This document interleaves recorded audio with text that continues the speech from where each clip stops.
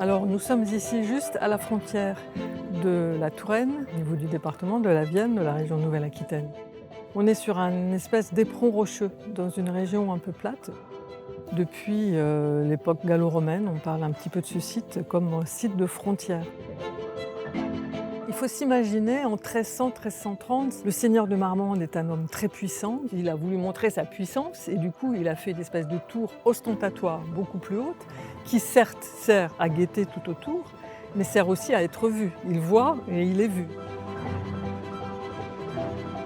En 1730 est démolie la partie d'habitation, du logis, et le comte d'Argenson, donc, qui est le propriétaire du site, en fait un site touristique. Et c'est devenu après une exploitation agricole, jusqu'à ce que moi j'en hérite finalement. Alors la datation de la charpente, c'est 1380-90. La structure même était plus qu'endommagée. Et là, c'était plus du domaine du bricolage. Il fallait vraiment passer à des choses sérieuses. Et c'est aussi pour ça qu'on a pris des décisions, à savoir, dans un premier temps, faire classer ce site pour pouvoir en trouver les moyens de le réparer, quoi.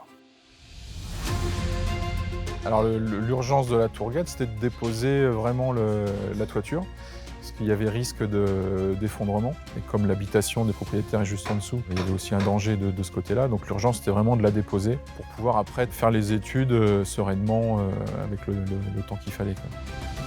Et puis on en est arrivé à la conclusion que le mieux était de refaire une charpente à l'identique, puisqu'on avait quand même le modèle en place, bien que dégradé, on avait quand même le modèle. On a voulu la refaire avec les techniques traditionnelles, c'est-à-dire avec du bois vert, coupé juste avant le chantier. La charpente a été taillée essentiellement avec du bois de chêne qui se trouve sur la propriété. Et quand il est en bois vert, en fait, c'est plus facile à tailler. Ce n'est pas forcément des arbres droits, ils ont une forme un petit peu irrégulière. Donc ces formes ont été conservées pour bien suivre le fil du bois, en fait, pour ne pas trop le contraindre. Quand les pièces ont été taillées, débitées à la hache, c'est ce qui fait que l'ouvrage reconstruit en totalité a des formes un peu... rien n'est vraiment droit. La question qu'il faut se poser par rapport à une œuvre, quelle qu'elle soit, c'est comment est-ce qu'on donne envie à un jeune de réaliser cette œuvre. Vous savez, aujourd'hui, on est en train de construire ce qui sera un monument historique dans quelques années qu'il faudra rénover. Donc, si on ne transmet pas le savoir-faire, il va disparaître. Il faut créer la passion. Sans passion, il n'y a rien. Chez les compagnons, c'est la passion qui mène à tout.